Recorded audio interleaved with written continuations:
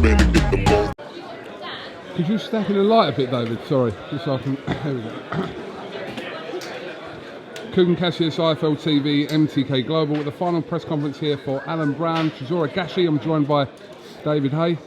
Remember going back to that press conference you had for the first Bellew fight where you and Eddie were like back and forth, apples and pears and all that. Brilliant press conference, one of the best press conferences ever. This one wasn't as exciting, unfortunately. No, but it was just from there to here, you sit next to him, kind of putting on this show. That's boxing. Yeah, absolutely. That is boxing.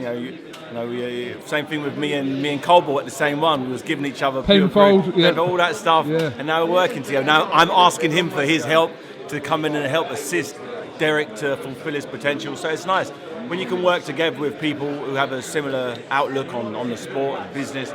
It makes things very, very easy and smooth to work with. A few people suggesting that this could be a tricky fight for Derek. It's no potential banana skin, but Gashi's game. Yeah, Gashi's game. Gashi, even on, as he said, 3 days' notice before he had the fight with Carlos Takam, he gave a good account of himself. He was in there, he was landing some shots, he took his licks, he didn't get sparked out, he just got outclassed. But, he didn't have the engine to show what he's got. This time round, we've made sure he's had a full training camp. He's fit. I felt his arm. He's rock solid. He's got 17 victories and 17 knockouts. He's had a disqualification loss against Tom Schwartz, who is actually fighting Tyson Fury. And he was winning that fight. And as I said, the only loss he's had is on 3 days' notice. So that doesn't really count, in my opinion. So you got to look at his best fights. He's got a big punch. He's got a big punch. He throws a lot of punches. He's short, compact, and also similar sort of physique as a Mike Tyson. So Derek knows, he can't afford any banana skins here. He has to be on great form. It's well documented that Big Baby Miller has failed a drug test, and it's up in the air who Anthony Joshua's opponent is going to be on June 1st at Madison Square Garden.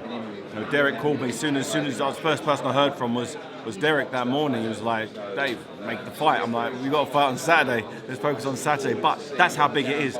He could potentially have the equivalent World Cup final in 6 weeks' time. That's just popped up all of a sudden. And Derek's the type of guy, he's a prize fighter. He'll fight anybody on the planet. You put the right guy there, and he'll give you 100%. He's not afraid of the big occasion. He's not afraid of the spotlight. He's not afraid of being top of the billboard. When he walks down that tunnel into the 20,000 people, he performs. He showed that in his last fight against Dillian Whyte. Someone who's considered the #1 contender to most of the titles. He showed that he was winning that fight after having 2 points deducted. He was still winning that fight going into that 11th round. So he showed his world-class credentials, and he wants that fight. So he wants to really put a statement out to the heavyweight division that once he's got this one out of the way on Saturday, which, as you said, is a tough fight. He can't be getting cut. He can't be breaking his hand. He has to have a clean, concise victory, and against a guy who's fit and fired up and ready to go, who's a big puncher. So it just makes it that much more interesting and puts that much more sort of spice in this fight. David, what have you made of the situation, obviously, that's come about in the last 2 days about Gerald Miller failing that VADA test, and obviously the New York State Commission denying him a licence or taking his licence away from him? But what have you made from that situation? What are your thoughts on that?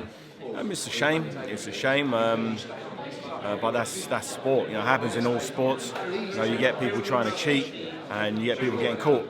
And that's the way the cookie crumbles. He had a lifetime opportunity to, forget about the boxing, just from a financial standpoint. He had an opportunity to solidify his family's financial future, his kids' kids. His life, could have been completely settled if he would have done the right thing and then trained and lived clean and not tried to get any unfair advantages. But he did what he did, and he paid the ultimate price for that, and he's probably going to get a long ban. That's that world title shot out of the way. But that leaves the door open for clean fighters who don't cheat.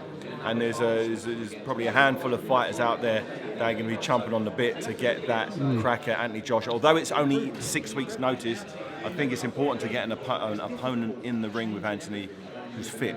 It's very difficult to get a heavyweight, no matter how world-class he is, to be in peak condition in 6 weeks.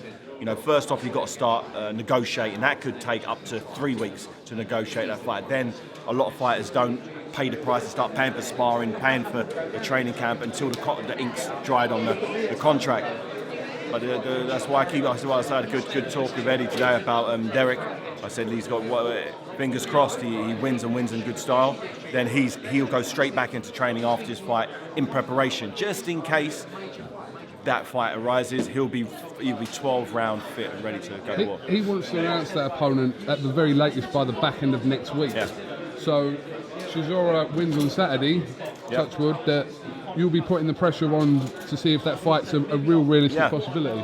I would do. I really would do. I really feel that Derek Chisora, everything happens for a reason. He going into the first Dillian Whyte fight, the second Dillian Whyte fight, the consensus was whoever wins this will then fight the big one, Anthony Joshua at Wembley. That was what was talked about before that fight. Dillian Whyte, for whatever reason, didn't go ahead with that, so that brought in Big Baby Miller. Big Baby Miller's out the way now, so Derek Chisora has an opportunity, maybe a slim opportunity, but it's an opportunity nonetheless to have the biggest possible fight of his career against the guy who has the most heavyweight title fights and is considered the number one in the division. Any sportsman in any sport ultimately wants the opportunity to fight someone when they're fit. He's not taking his fight on short notice. He's been training for the last 12 weeks. He's fit and ready. He could hopefully get through this fight, and he continues training. So come June 1st, you're going to get a prime heavyweight contender pushing Anthony Joshua to the limits.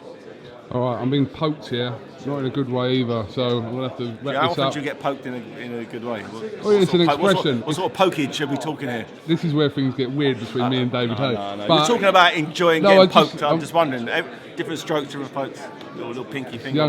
Beautiful young lady here is, hurrying me along. So, David, I know you've got things to do, so I appreciate your time, and we look forward to... And it's free on Sky. You've got Sky Sports, tune in. It's not a pay-per-view. You're getting a massive night of boxing. Only some tickets left as well, so get down there, O2 Arena. Thank you very much, David Haye.